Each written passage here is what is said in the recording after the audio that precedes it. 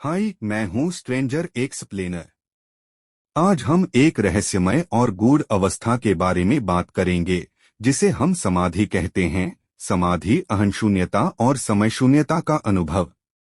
समाधि वह अवस्था है जहां हम अपनी पहचान, अपने विचार और यहाँ तक कि समय की पकड़ से भी मुक्त हो जाते हैं।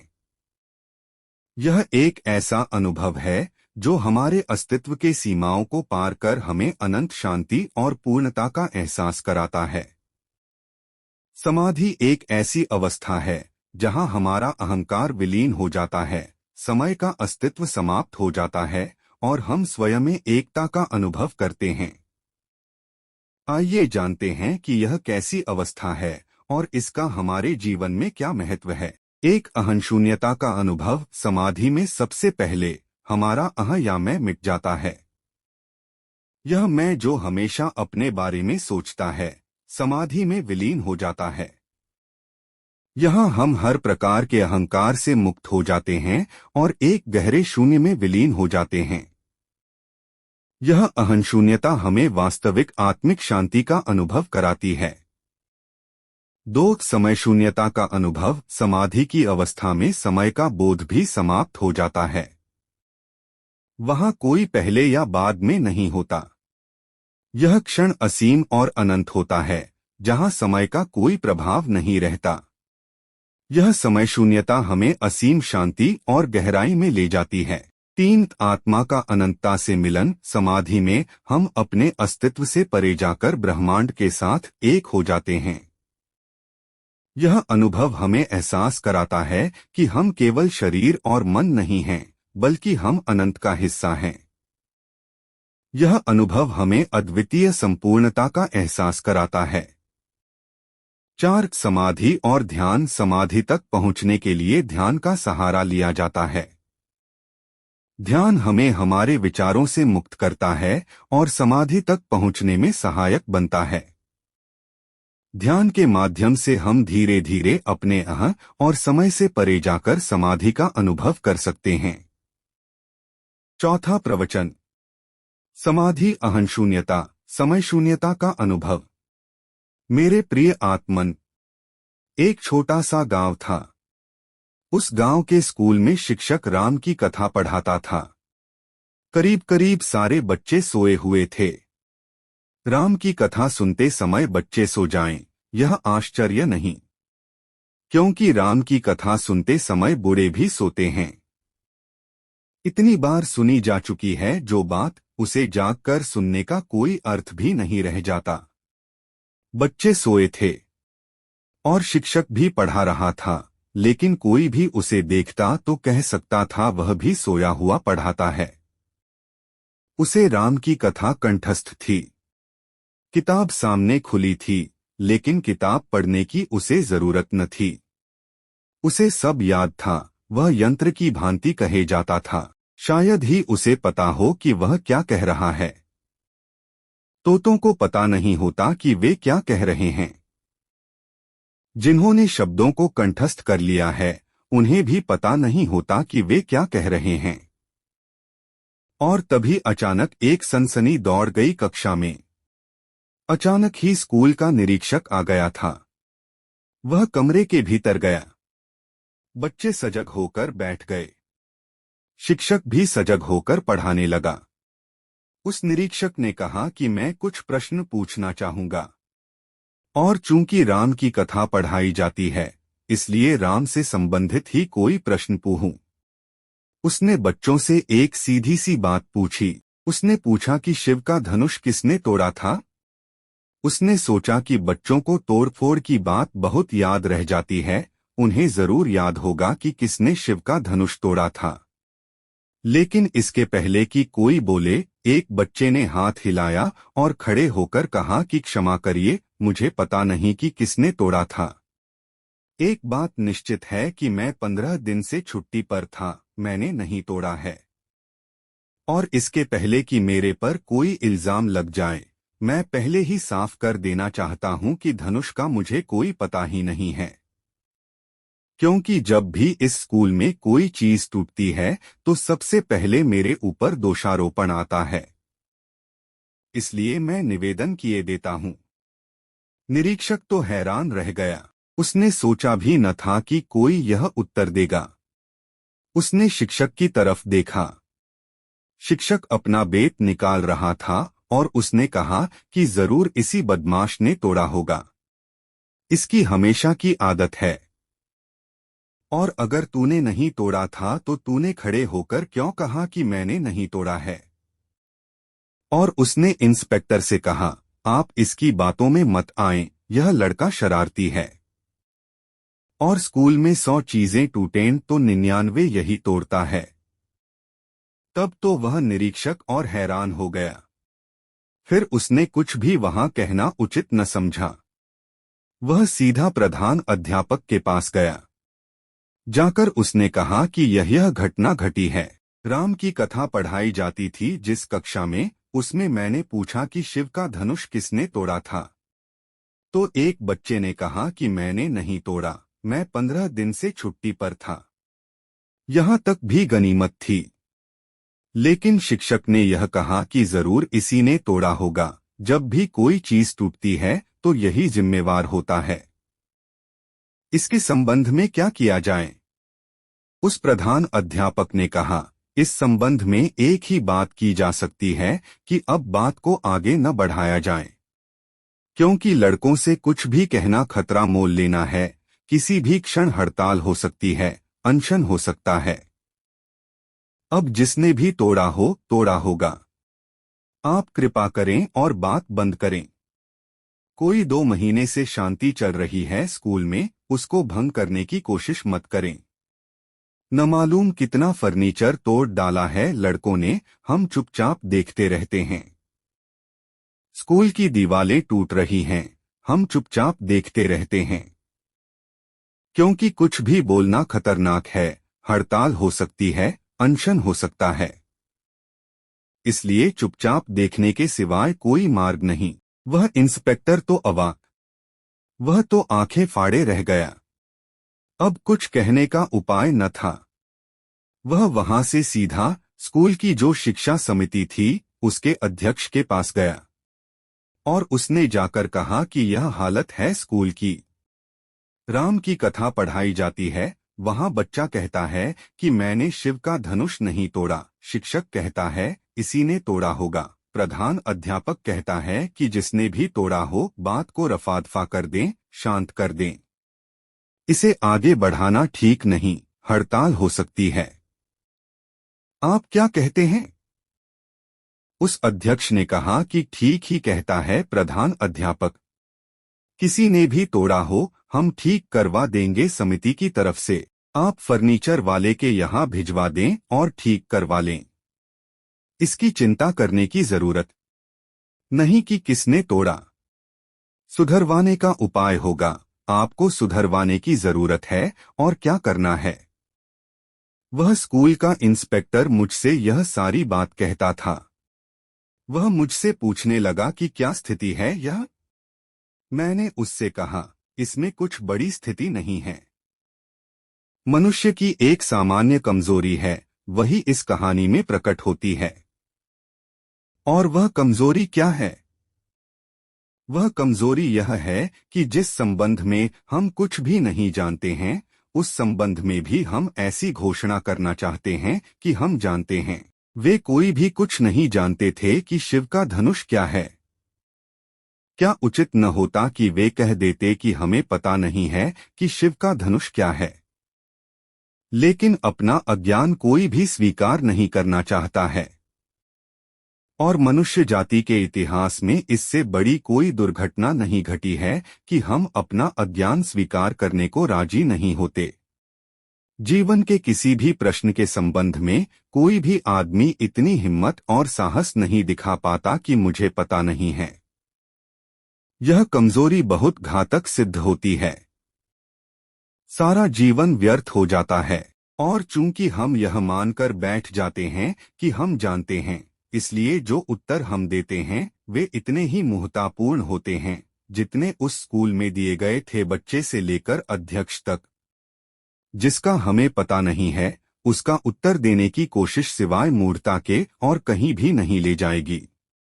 फिर यह तो हो भी सकता है कि शिव का धनुष किसने तोड़ा या नहीं तोड़ा, इससे जीवन का कोई गहरा संबंध नहीं है। लेकिन जिन प्रश्नों के जीवन से बहुत गहरे संबंध हैं, जिनके आधार पर सारा जीवन सुंदर बनेगा या कुरूप हो जाएगा, स्वस्थ बनेगा या विक्षिप्त हो जाएगा, जिनके आधार पर जीवन की सारी गति और दिशा निर्भर है, उन प्रश्नों के संबंध में भी हम यह भाव दिखलाने की कोशिश करते हैं कि हम जानते हैं।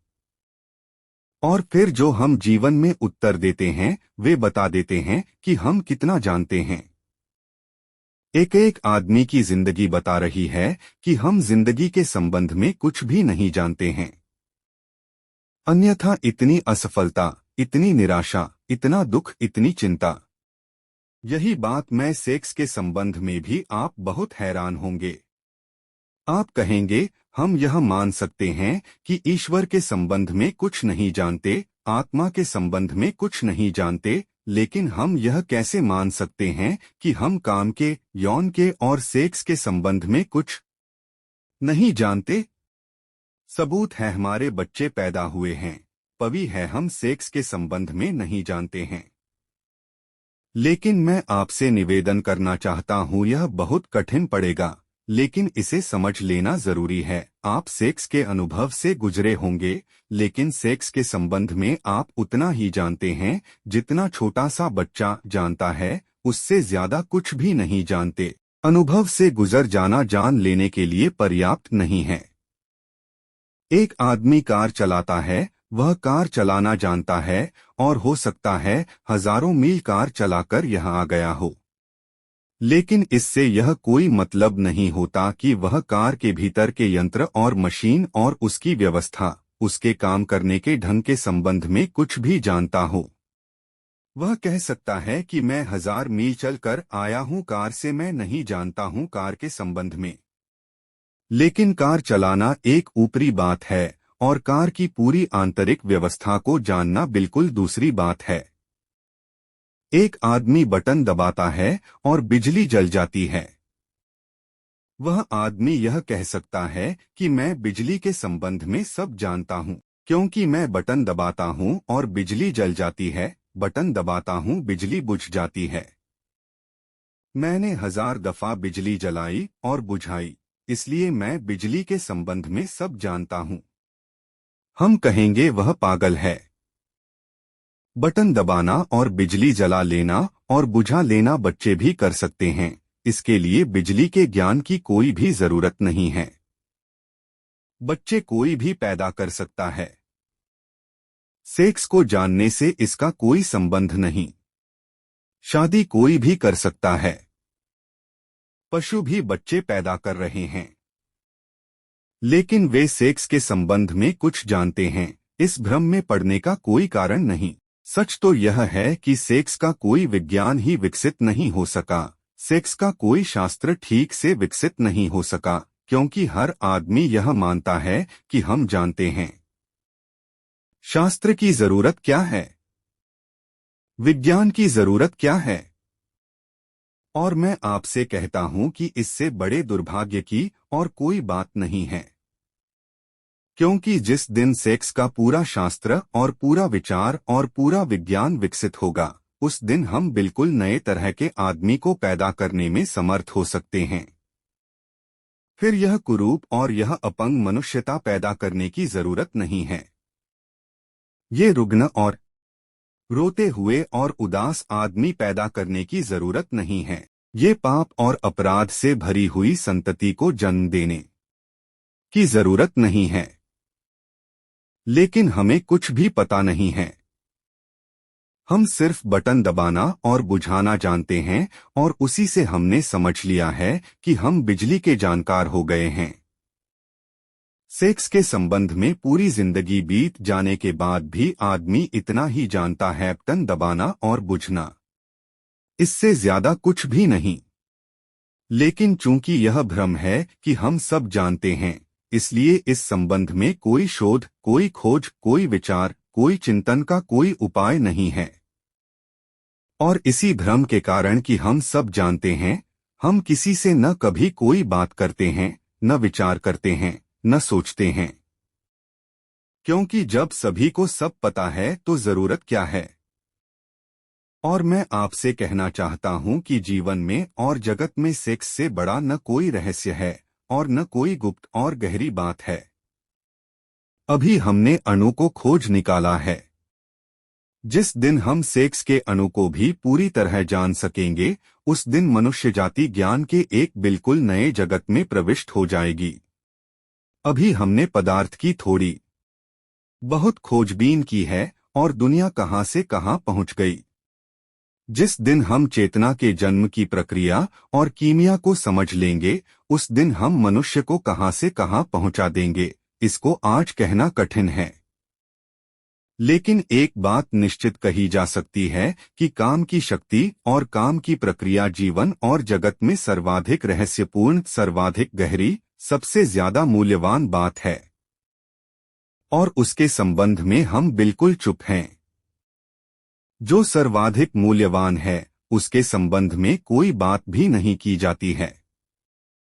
आदमी जीवन भर संभोग से गुजरता है और अंत तक भी नहीं जान पाता कि क्या था संभोग। तो जब मैंने पहले दिन आपसे कहा कि शून्य का, अहंकार शून्यता का, विचार शून्यता का अनुभव होगा, तो अनेक मित्रों को यह बात अनहोनी, आश्चर्यजनक लगी है। एक मित्र ने लौटते हुए मुझे कहा, यह तो हमें ख्याल में भी न था, लेकिन ऐसा हुआ है। एक बहन ने आज मुझे आकर कहा, लेकिन मुझे तो इसका कोई अनुभव नहीं है। आप कहते हैं तो इतना मुझे ख्याल आता है कि मन थोड़ा शांत और मौन होता है, लेकिन मुझे अहंकार शून्यता का या किसी और गहरे अनुभव का कोई भी पता नहीं। हो सकता है अनेकों को इस संबंध में विचार मन में उठा हो। उस संबंध में थोड़ी सी बातें और गहराई में स्पष्ट कर लेनी जरूरी हैं। पहली बात, मनुष्य जन्म के साथ ही संभोग के पूरे विज्ञान को जानता हुआ पैदा नहीं होता है। शायद पृथ्वी पर बहुत थोड़े से लोग अनेक जीवन के अनुभव के बाद संभोग की पूरी कला और पूरी की पूरी विधि और पूरा शास्त्र जानने में समर्थ हो पाते हैं। और ये ही वे लोग हैं जो ब्रह्मचर्य को उपलब्ध हो जाते हैं।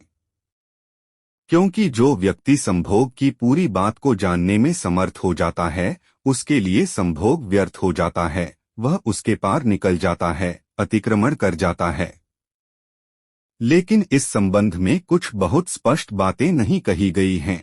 एक बात, पहली बात स्पष्ट कर लेनी जरूरी है, वह यह कि यह भ्रम छोड़ देना चाहिए कि हम पैदा हो गए हैं, इसलिए हमें पता है क्या है काम, क्या है संभोग। नहीं, पता नहीं है। और नहीं पता होने के कारण जीवन पूरे समय काम और सेक्स में उलझा रहता है और व्यतीत होता है। मैंने आपसे कहा, पशुओं का बंधा हुआ समय है, उनकी ऋतु है, उनका मौसम है। आदमी का कोई बंधा हुआ समय नहीं है। क्यों?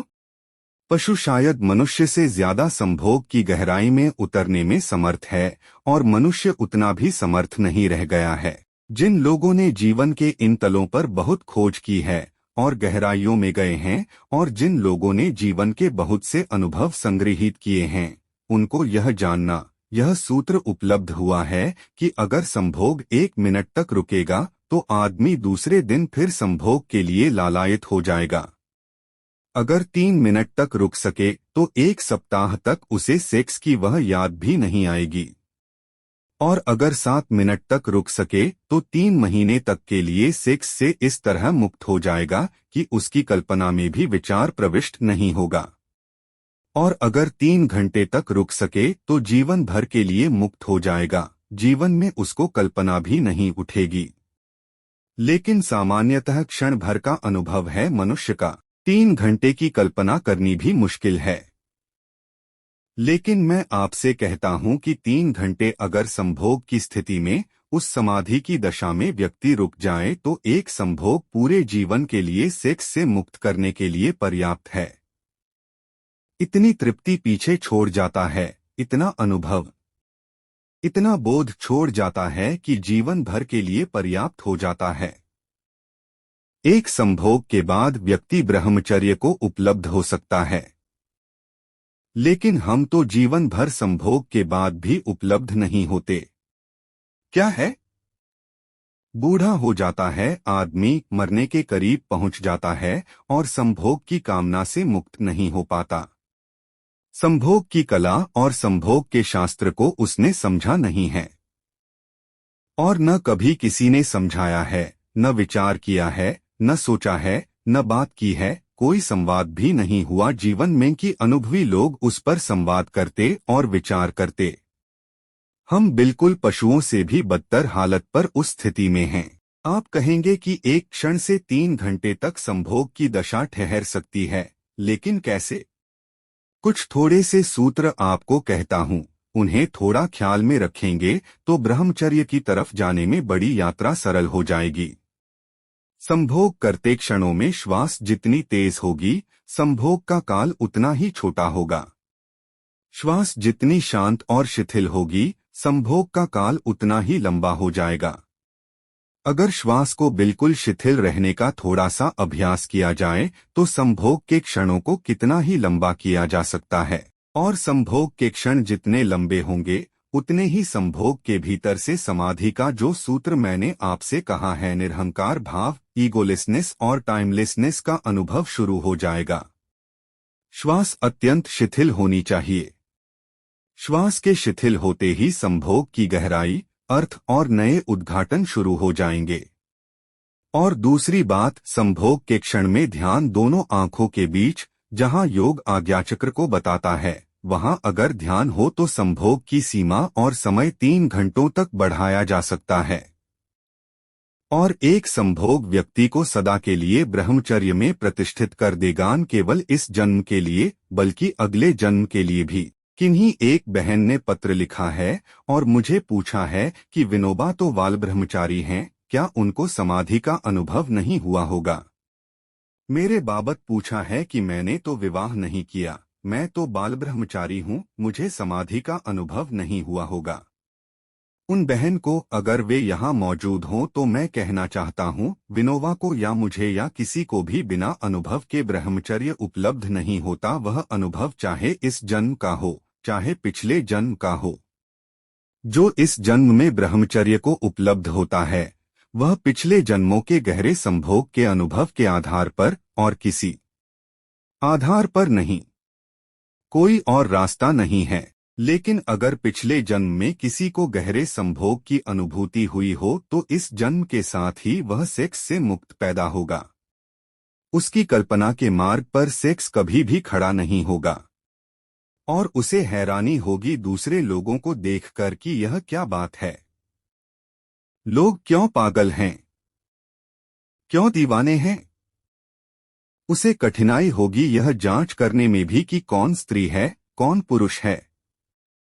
इसका भी हिसाब रखने में और फासला करने में कठिनाई होगी। लेकिन कोई अगर सोचता हो कि बिना गहरे अनुभव के कोई बाल ब्रह्मचारी हो सकता है, तो बाल ब्रह्मचारी नहीं होगा, सिर्फ पागल हो जाएगा। जो लोग जबरदस्ती ब्रह्मचर्य थोपने की कोशिश करते हैं, वे सिर्फ विक्षिप्त होते हैं और कहीं भी नहीं पहुंचते। ब्रह्मचर्य थोपा नहीं जाता, वह अनुभव की निष्पत्ति है। वह किसी गहरे अनुभव का फल है और वह अनुभव संभोग का ही अनुभव है। अगर वह अनुभव एक बार भी हो जाए तो अनंत जीवन की यात्रा के लिए सेक्स से मुक्ति हो जाती है। तो दो बातें मैंने कहीं, उस गहराई के लिए श्वास शिथिल हो, इतनी शिथिल हो कि जैसे चलती ही नहीं, और ध्यान, सारा अटेंशन आज्ञाचक्र के पास हो, दोनों आंखों के बीच के बिंदु पर हो। जितना ध्यान मस्तिष्क के पास होगा उतने ही संभोग की गहराई अपने आप बढ़ जाएगी, और जितनी श्वास शिथिल होगी उतनी लंबाई बढ़ जाएगी। और आपको पहली दफा अनुभव होगा कि संभोग का आकर्षण नहीं है, मनुष्य के मन में समाधि का आकर्षण है। और एक बार उसकी झलक मिल जाए, एक बार बिजली चमक जाए और हमें दिखाई पड़ जाए अंधेरे में कि रास्ता क्या है, फिर हम रास्ते पर आगे निकल सकते हैं। एक आदमी एक गंदे घर में बैठा है। दीवारें अंधेरी हैं और धुएं से पुती हुई हैं। घर बदबू से भरा हुआ है, लेकिन खिड़की खोल सकता है। उस गंदे घर की खिड़की में खड़े होकर भी वह देख सकता है दूर आकाश को, तारों को, सूरज को, उड़ते हुए पक्षियों को। और तब उस घर के बाहर निकलने में कठिनाई न रह जाएगी। जिसे एक बार दिखाई पड़ गया कि बाहर निर्मल आकाश है, सूरज है, चांद है, तारे हैं, उड़ते हुए पक्षी हैं, हवाओं में झूमते हुए वृक्ष और फूलों की सुगंध है, मुक्ति है बाहर, वह फिर अंधेरी और धुएं से भरी हुई और सीलन और बदबू से भरी हुई कोठरियों में बैठने को राजी नहीं होगा। वह बाहर निकल जाएगा। जिस दिन आदमी को संभोग के भीतर समाधि की पहली थोड़ी सी भी अनुभूति होती है, उसी दिन सेक्स का गंदा मकान, सेक्स की दीवारें अंधेरे से भरी हुई व्यर्थ हो जाती हैं और आदमी बाहर निकल आता है। लेकिन यह जानना जरूरी है कि साधारणतः हम उस मकान के भीतर पैदा होते हैं जिसकी दीवारें बंद हैं, जो अंधेरे से पुती हैं, जहां बदबू है, जहां दुर्गंध है। और इस मकान के भीतर ही पहली दफा मकान के बाहर का अनुभव करना जरूरी है, तभी हम बाहर जा सकते हैं और इस मकान को छोड़ सकते हैं। जिस आदमी ने खिड़की नहीं खोली उस मकान की और उसी मकान के कोने में आंख बंद करके बैठ गया है कि मैं इस गंदे मकान को नहीं देखूंगा, वह चाहे देखे और चाहे न देखे, वह गंदे मकान के भीतर ही है और भीतर ही रहेगा। जिनको आप ब्रह्मचारी कहते हैं, तथाकथित जबरदस्ती थोपे हुए ब्रह्मचारी, वे सेक्स के मकान के भीतर उतने ही हैं जितना कि कोई भी साधारण आदमी है। वे आंख बंद किए बैठे हैं, आप आंख खोले हुए बैठे हैं, इतना ही फर्क है। जो आप आंख खोल कर रहे हैं, वे आंख बंद करके भीतर कर रहे हैं। जो आप शरीर से कर रहे हैं, वे मन से कर रहे हैं। और कोई भी फर्क नहीं है। इसलिए मैं कहता हूं कि संभोग के प्रति दुर्भाव छोड़ दें, समझने की चेष्टा, प्रयोग करने की चेष्टा करें और संभोग को एक पवित्रता की स्थिति दें। मैंने 2 सूत्र कहे। तीसरी एक भावच्छा चाहिए संभोग के पास जाते समय, वैसी भावच्छा जैसे कोई मंदिर के पास जाता है। क्योंकि संभोग के क्षण में हम परमात्मा के निकटतम होते हैं। इसीलिए तो संभोग में परमात्मा सृजन का काम करता है और नए जीवन को जन्म देता है। हम क्रिएटर के निकटतम होते हैं। संभोग की अनुभूति में हम सृष्टा के निकटतम होते हैं। इसीलिए तो हम मार्ग बन जाते हैं और एक नया जीवन हमसे उतरता है और गतिमान हो जाता है। हम जन्मदाता बन जाते हैं। क्यों? सृष्टा के निकटतम है वह स्थिति। अगर हम पवित्रता से, प्रार्थना से सेक्स के पास जाएं, तो हम परमात्मा की झलक को अनुभव कर सकते हैं। लेकिन हम तो सेक्स के पास एक घृणा, एक दुर्भाव, एक कंडेमनेशन के साथ जाते हैं।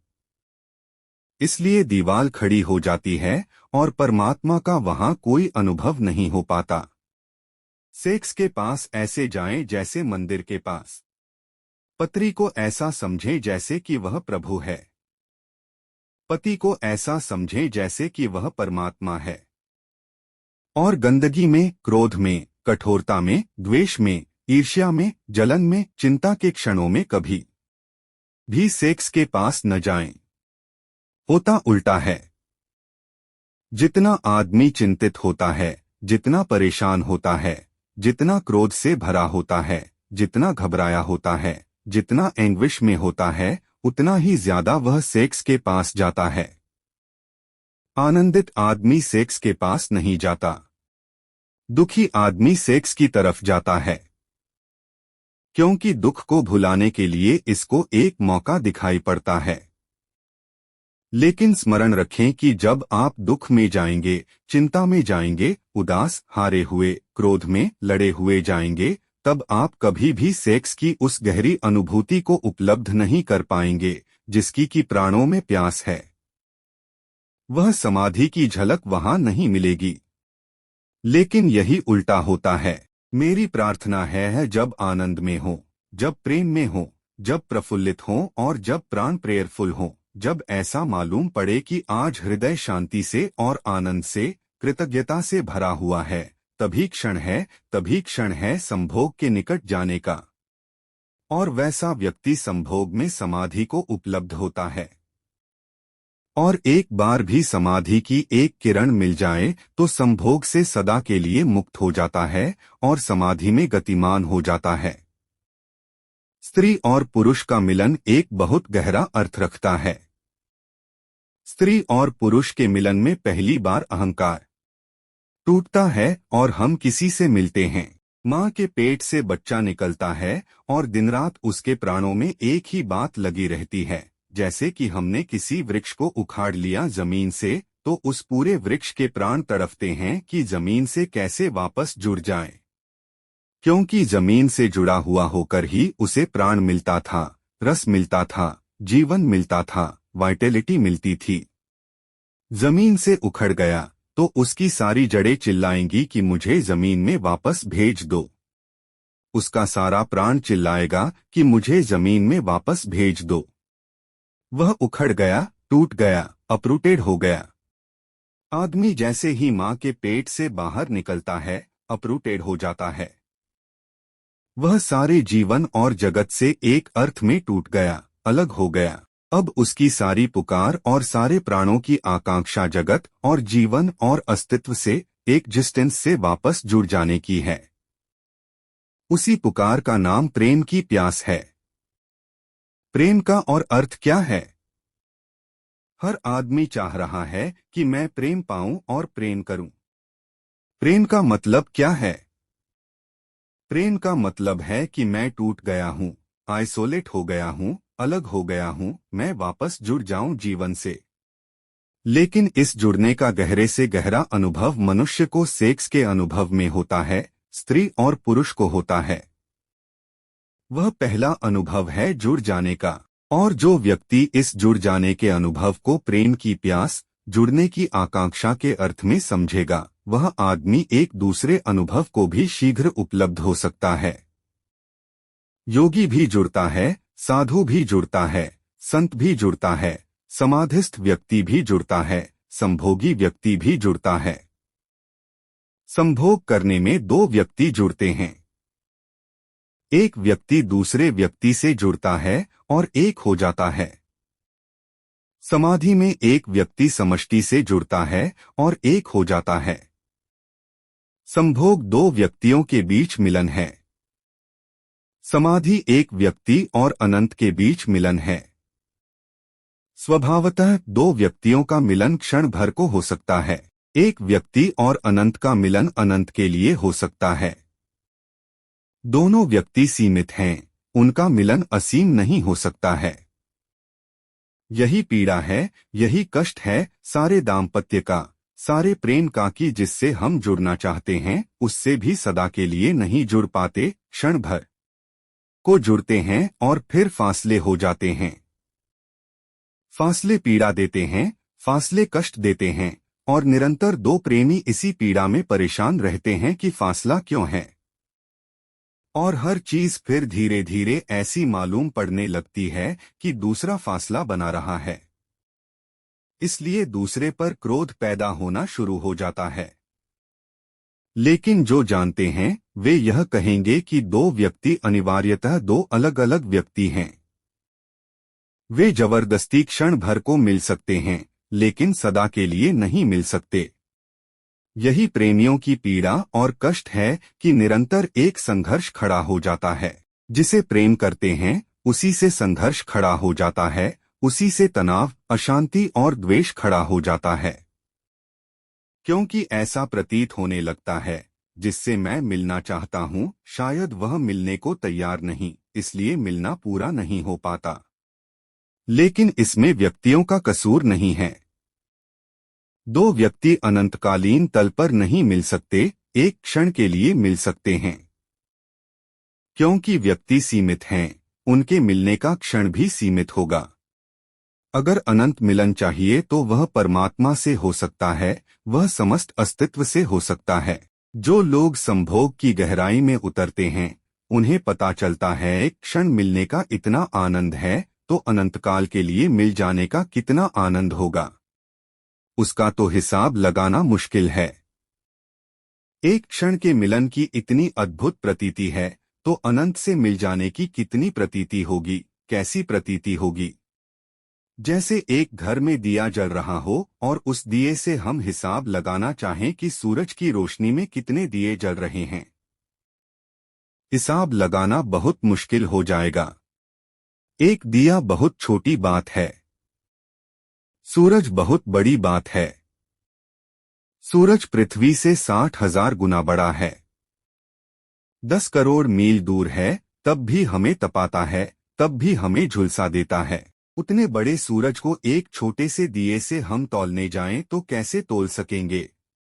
लेकिन नहीं, एक दिए से सूरज को तौला जा सकता है, क्योंकि दिया भी सीमित है और सूरज भी सीमित है। दिए में एक कैंडल का लाइट है तो अरबों खरबों कैंडल का लाइट होगा सूरज में, लेकिन सीमा आकी जा सकती है, तौली जा सकती है। लेकिन संभोग में जो आनंद है और समाधि में जो आनंद है, उसे फिर भी नहीं तौला जा सकता, क्योंकि संभोग अत्यंत क्षणिक दो क्षुद्र व्यक्तियों का मिलन है और समाधि बूंद का अनंत के सागर से मिल जाना है। उसे कोई भी नहीं तौला जा सकता है। उसे तौलने का कोई भी उपाय नहीं है। उसे कोई मार्ग नहीं कि हम जांचें कि वह कितना होगा। इसलिए जब वह उपलब्ध होता है, जब वह उपलब्ध हो जाता है, तो फिर कहाँ सेक्स, फिर कहाँ संभोग, फिर कहाँ कामना। जब उतना अनंत मिल गया तब कोई कैसे सोचेगा, कैसे विचार करेगा उस क्षण भर के सुख को पाने के लिए। तब वह सुख दुख जैसा प्रतीत होता है। तब वह सुख पागलपन जैसा प्रतीत होता है। तब वह सुख शक्तियः का अपव्यय प्रतीत होता है और ब्रह्मचर्य सहज फलित हो जाता है। लेकिन संभोग और समाधि के बीच एक सेतु है, एक ब्रिज है, एक यात्रा है, एक मार्ग है। समाधि जिसका अंतिम छोर है आकाश में जाकर, संभोग उस सीढ़ी का पहला सोपान है, पहला पाया है। और जो इस पाए के ही विरोध में हो जाते हैं, वे आगे नहीं बढ़ पाते, यह मैं आपसे कह देना चाहता हूँ। जो इस पहले पाए को इनकार करने लगते हैं, वे दूसरे पाए पर पैर नहीं रख सकते हैं, मैं आपसे यह कह देना चाहता हूँ। इस पहले पाए पर भी अनुभव से, ज्ञान से, बोध से पैर रखना जरूरी है। इसलिए नहीं कि हम उसी पर रुके रह जाएं, बल्कि इसलिए कि हम उस पर पैर रखकर आगे निकल जा सकें। लेकिन मनुष्य जाति के साथ एक अद्भुत दुर्घटना हो गई। जैसा मैंने कहा, वह पहले पाए के विरोध में हो गया है और अंतिम पाए पर पहुंचना चाहता है। उसे पहले पाए का ही अनुभव नहीं, उसे दिए का भी अनुभव नहीं, और वह सूरज के अनुभव की आकांक्षा करता है। यह कभी भी नहीं हो सकेगा। जो दिया मिला है प्रकृति की तरफ से, पहले उस दिए की रोशनी को समझ लेना जरूरी है।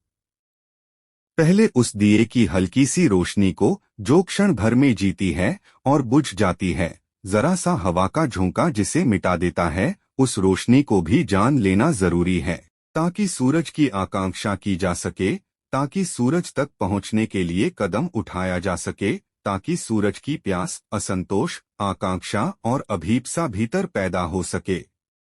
संगीत के एक छोटे से अनुभव से उस परम संगीत की तरफ जाया जा सकता है। प्रकाश के एक छोटे से अनुभव से अनंत प्रकाश की तरफ जाया जा सकता है। एक बूंद को जान लेना, पूरे सागर को जान लेने के लिए पहला कदम है। एक छोटे से अणु को जानकर हम पदार्थ की सारी शक्ति को जान लेते हैं। संभोग का एक छोटा सा अणु है, जो प्रकृति की तरफ से मनुष्य को मुफ्त में मिला हुआ है, लेकिन हम उसे जान नहीं पाते हैं। आंख बंद करके जी लेते हैं किसी तरह, पीठ फेर कर जी लेते हैं किसी तरह। उसकी स्वीकृति नहीं है हमारे मन में, स्वीकार नहीं है हमारे मन में। आनंद और अहोभाव से उसे जानने और जीने और उसमें प्रवेश करने की कोई विधि नहीं है हमारे हाथ में। मैंने जैसा आपसे कहा, जिस दिन आदमी इस विधि को जान पाएगा, उस दिन हम दूसरे तरह के मनुष्य को पैदा करने में समर्थ हो जाएंगे। मैं इस संदर्भ में आपसे यह कहना चाहता हूं कि स्त्री और पुरुष दो अपोजिट पोल्स हैं, विद्युत के पॉजिटिव और निगेटिव, विधायक और नकारात्मक दो छोर हैं। उन दोनों के मिलन से एक संगीत पैदा होता है, विद्युत का पूरा चक्र पैदा होता है। मैं आपसे यह भी कहना चाहता हूं कि जैसा मैंने कहा कि अगर गहराई और देर तक संभोग स्थिर रह जाए, स्त्री और पुरुष का एक जोड़ा अगर आधे घंटे के पार तक संभोग में रह जाए, तो दोनों के पास प्रकाश का एक वलय, दोनों के पास प्रकाश का एक घेरा निर्मित हो जाता है। दोनों की विद्युत जब पूरी तरह मिलती है तो आसपास अंधेरे में भी एक रोशनी दिखाई पड़ने लगती है। कुछ अद्भुत खोजियों ने उस दिशा में काम किया है और फोटोग्राफ भी लिए हैं। जिस जोड़े को उस विद्युत का अनुभव उपलब्ध हो जाता है, वह जोड़ा सदा के लिए संभोग के बाहर हो जाता है। लेकिन यह हमारा अनुभव नहीं है। और ये बातें अजीब लगेंगी कि यह तो हमारे अनुभव में नहीं है। यह बात अगर अनुभव में नहीं है तो उसका मतलब है कि आप फिर से सोचें, फिर से देखें और जिंदगी को कम से कम सेक्स की जिंदगी को खग से फिर से शुरू करें, समझने के लिए, बोधपूर्वक जीने के लिए। मेरी अपनी अनुभूति यह है, मेरी अपनी धारणा यह है कि महावीर या बुद्ध या क्राइस्ट और कृष्ण आकस्मिक रूप से पैदा नहीं हो जाते हैं। यह उन दो व्यक्तियों के परिपूर्ण मिलन का परिणाम है। मिलन जितना गहरा होगा, जो संतति पैदा होगी वह उतनी ही अद्भुत होगी। मिलन जितना अधूरा होगा, जो संतति पैदा होगी वह उतनी ही कचरा और दलित होगी। आज सारी दुनिया में मनुष्यता का स्तर रोज नीचे चला जा रहा है। लोग कहते हैं कि नीति बिगड़ गई है, इसलिए स्तर नीचे जा रहा है। लोग कहते हैं कि कलयुग आ गया है, इसलिए स्तर नीचे जा रहा है। गलत, बेकार की और फिजूल की बातें कहते हैं। सिर्फ एक फर्क पड़ा है, मनुष्य के संभोग का स्तर नीचे उतर गया है। मनुष्य के संभोग ने पवित्रता खो दी है। मनुष्य के संभोग ने वैज्ञानिकता खो दी है, सरलता और प्राकृतिकता खो दी है। मनुष्य का संभोग जबरदस्ती, एक नाइटमेयर, एक दुखद स्वप्न जैसा हो गया है। मनुष्य के संभोग ने एक हिंसात्मक स्थिति ले ली है।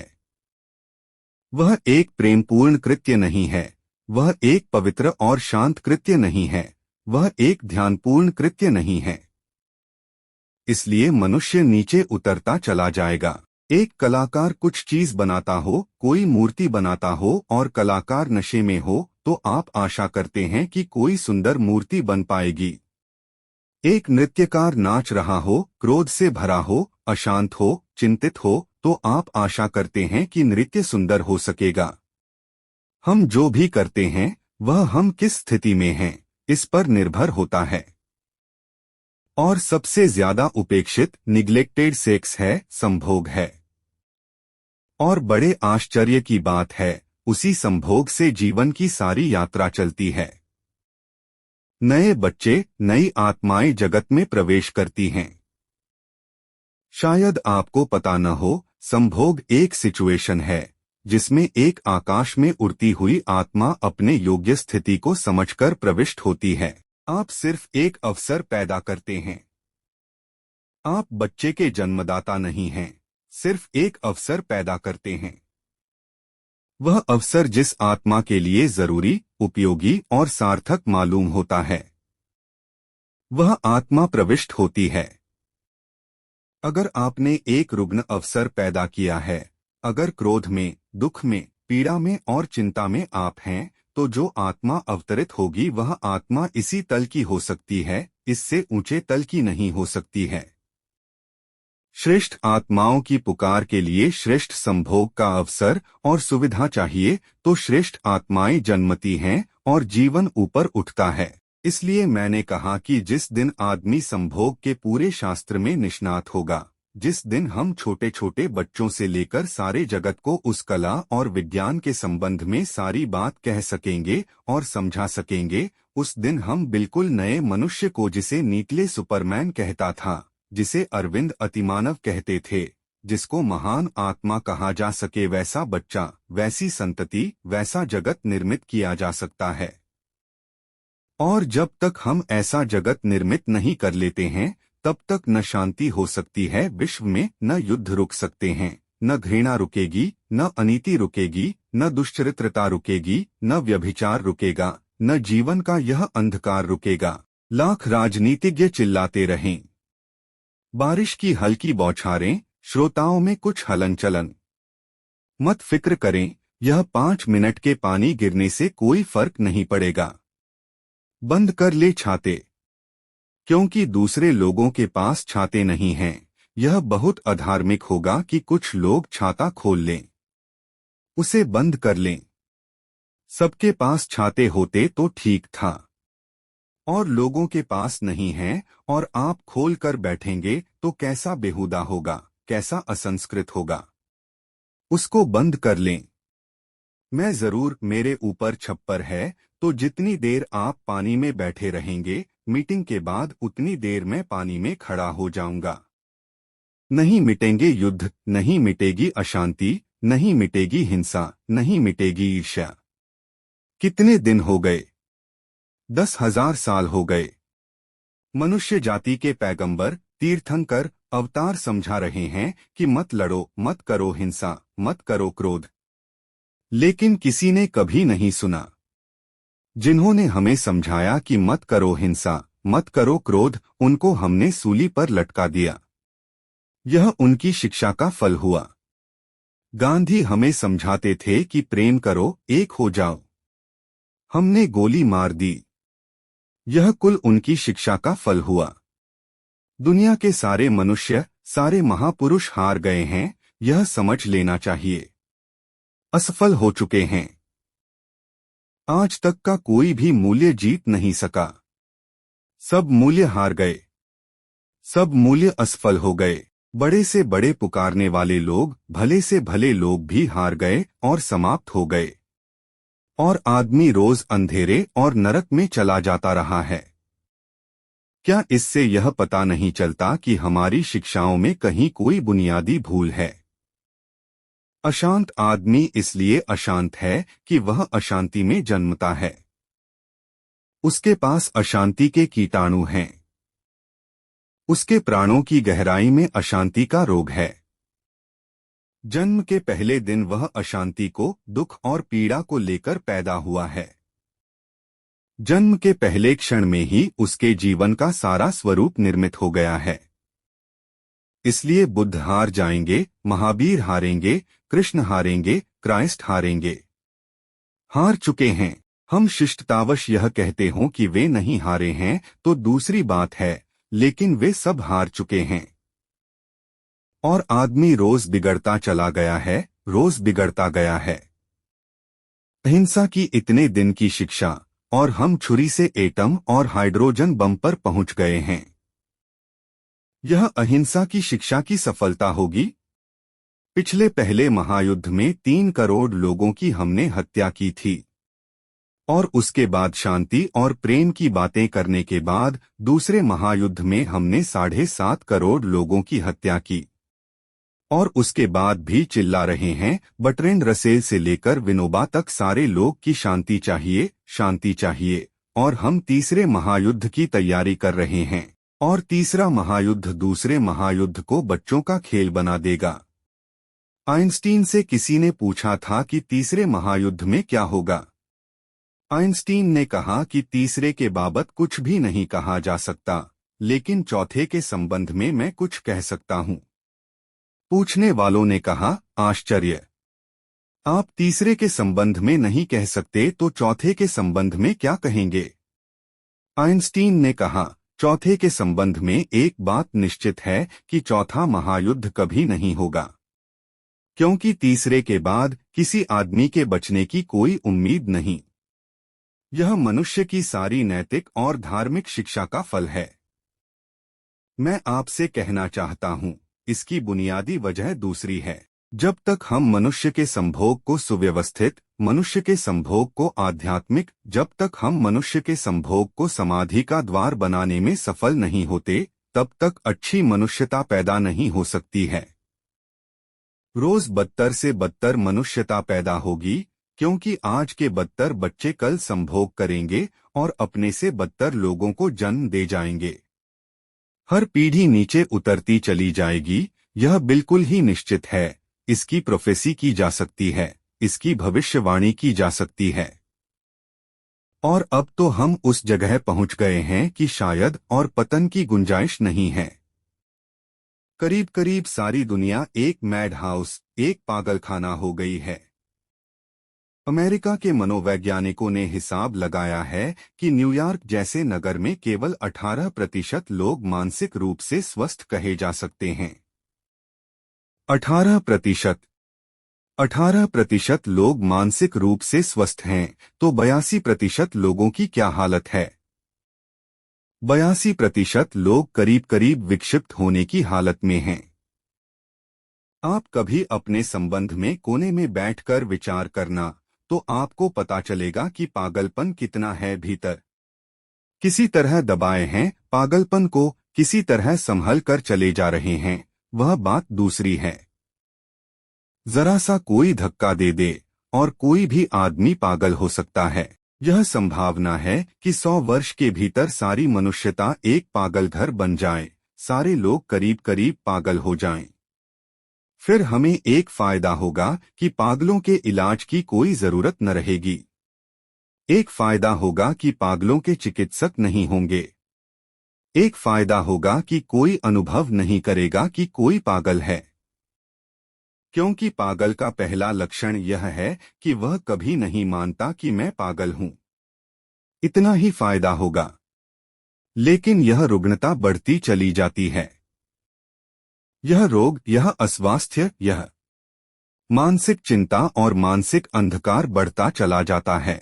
क्या मैं आपसे कहूं कि सेक्स को स्पिरिचुअलाइज किए बिना, संभोग को आध्यात्मिक बनाए बिना कोई नई मनुष्यता पैदा नहीं हो सकती है? इन 3 दिनों में यही थोड़ी सी बातें मैंने आपसे कहीं। निश्चित ही एक नए मनुष्य को जन्म देना है। मनुष्य के प्राण आतुर हैं ऊंचाइयों को छूने के लिए, आकाश में उठ जाने के लिए, चांद तारों जैसे रोशन होने के लिए, फूलों जैसे खिल जाने के लिए, नृत्य के लिए, संगीत के लिए। आदमी की आत्मा रोती है और प्यासी है। और आदमी कोल्हू के बैल की तरह एक चक्कर में घूमता है और उसी में समाप्त हो जाता है, चक्कर के बाहर नहीं उठ पाता है। क्या है कारण? कारण एक ही है। मनुष्य के जन्म की प्रक्रिया बेहूदी है, एब्सर्ड है। मनुष्य के पैदा होने की विधि पागलपन से भरी हुई है। मनुष्य के संभोग को हम द्वार नहीं बना सके समाधि का, इसलिए मनुष्य का संभोग समाधि का द्वार बन सकता है। इन 3 दिनों में इसी छोटे से मंत्र पर मैंने सारी बातें कहीं। और अंत में एक बात दोहरा दूं और आज की चर्चा में पूरी करूं।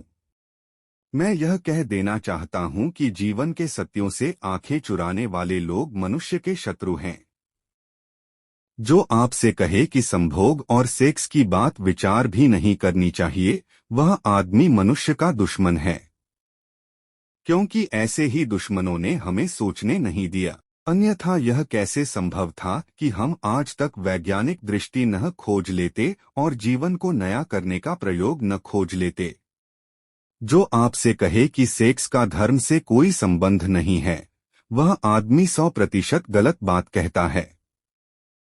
क्योंकि सेक्स की ऊर्जा ही परिवर्तित और रूपांतरित होकर धर्म के जगत में प्रवेश पाती है।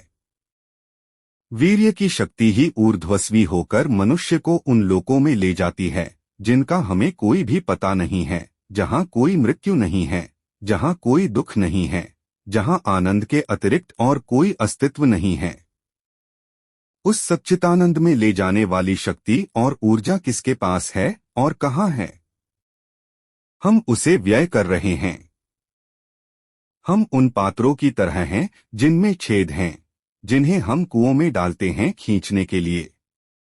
ऊपर तक पात्र तो आ जाता है, शोरगुल भी बीच में बहुत होता है और पानी गिरता है और लगता है कि पानी आता होगा। लेकिन पानी सब बीच में गिर जाता है, खाली पात्र हाथ में वापस आ जाते हैं। हम उन नावों की तरह हैं जिनमें छेद हैं। हम नावों को खेते हैं सिर्फ डूबने के लिए। नावें किसी किनारे पर नहीं पहुंचा पाती, सिर्फ मझधार में डुबा देती हैं और नष्ट कर देती हैं।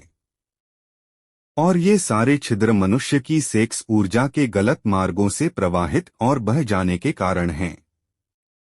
और उन गलत मार्गों पर बहाने वाले लोग वे नहीं हैं जिन्होंने नंगी तस्वीरें लटकाई हैं, वे नहीं हैं जिन्होंने नंगे उपन्यास लिखे हैं, वे नहीं हैं जो नंगी फिल्में बना रहे हैं।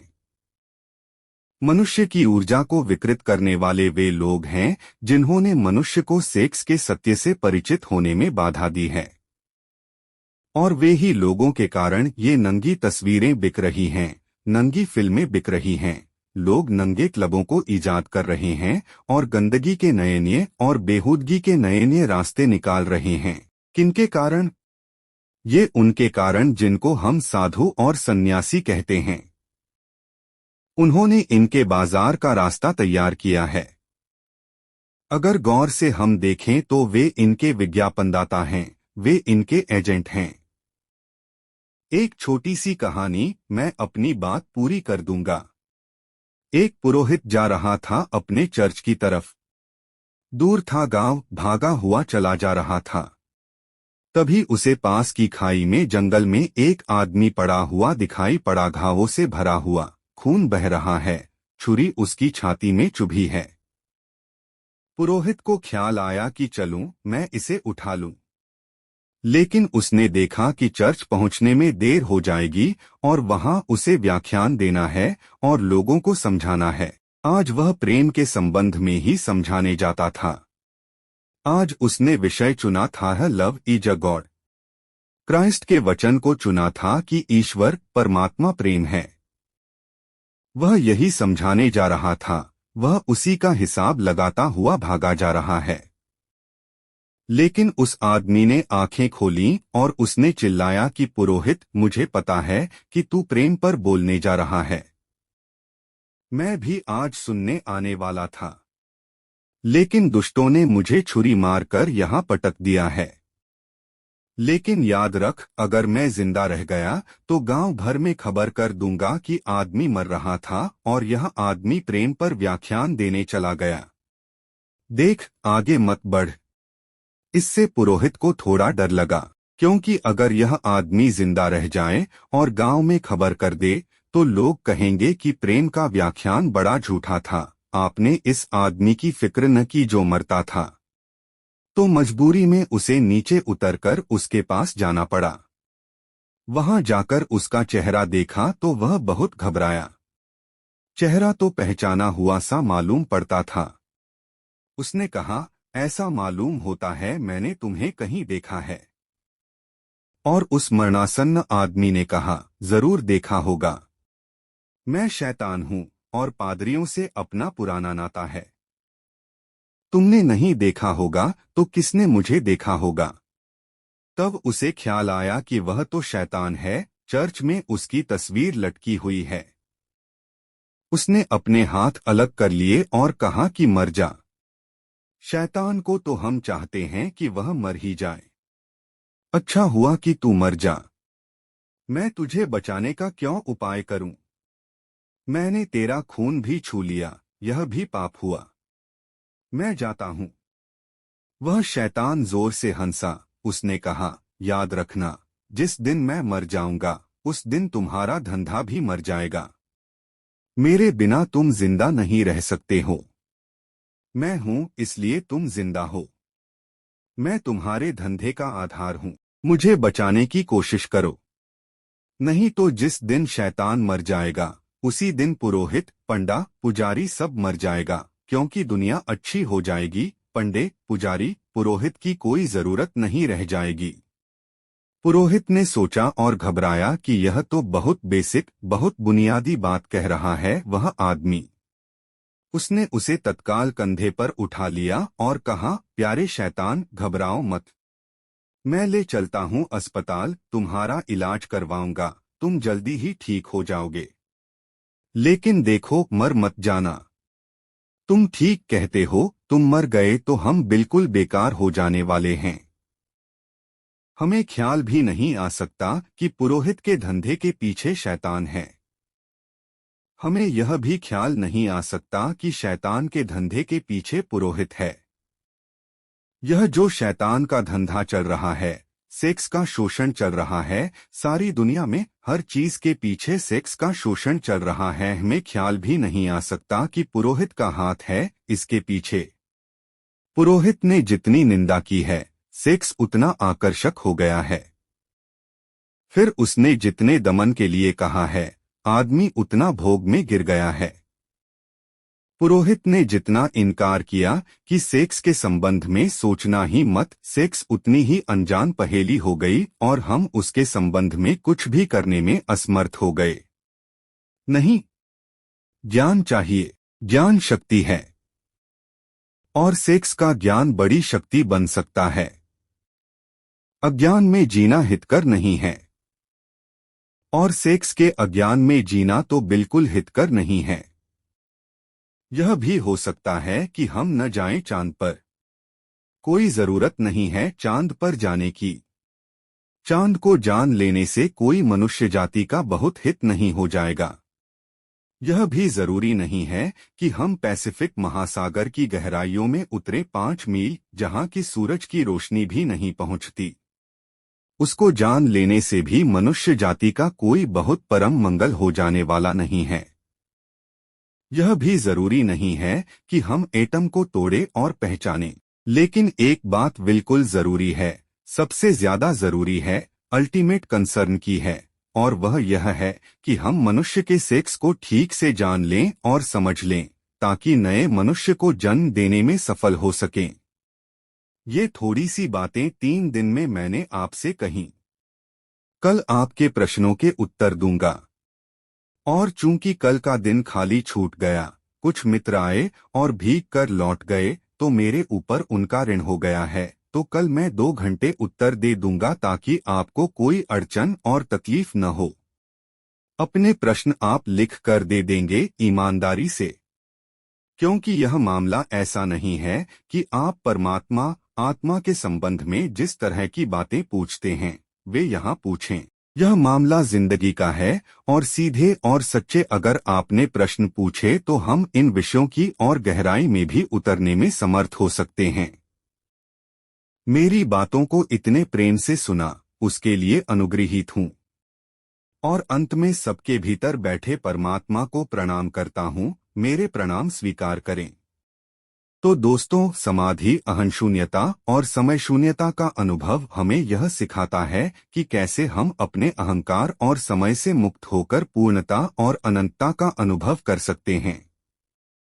यह जीवन का अंतिम लक्ष्य है, जहां हम सच्ची शांति और आनंद को महसूस करते हैं। अगर आपको यह वीडियो पसंद आया हो तो इसे लाइक करें और चैनल स्ट्रेंजर एक्सप्लेनर को सब्सक्राइब करना न भूलें। मैं हूं स्ट्रेंजर एक्सप्लेनर और इस आध्यात्मिक यात्रा में आपके साथ बने रहने के लिए धन्यवाद करता हूं।